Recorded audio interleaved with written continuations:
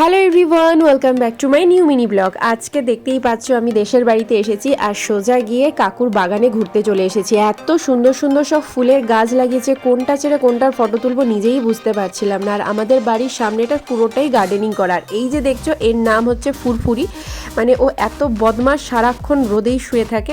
তারপরে কাকু একটু গাছে জল দিচ্ছিল, বললো কাকু তুমি গাছে জল দাও আর আমি একটু ভিডিও করি। আর এই তুলসী মঞ্চটা যে দেখতে পাচ্ছ, আমরা দিদিরা সবাই মিলে গেলে ওইখানে বসে সবাই আড্ডা মারি।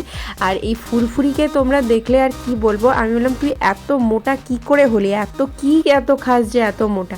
তারপরে সবাই মিলে ওখানে একটু গাছপালা দেখছিলাম, ঘুরঘুর করছিলাম। তারপরে ওখান থেকে ফিরে এসে দেখলাম কাকিমা খুবই রান্নায় ব্যস্ত। আমাকে বললো ফ্লিপকার্ট থেকে এইগুলো কিনেছি, এই মশলার বক্সগুলো দেখ তো ঠিকঠাক আছে কিনা। তারপরে আমরা সবাই মিলে সদরে বসে কি সুন্দর ফল খাচ্ছিলাম, আমি কাকু কাকিমা। তো আজকের মিনি ব্লগটি এটুকুই। কেমন লাগলো প্লিজ কমেন্ট করে জানিও। টাটা।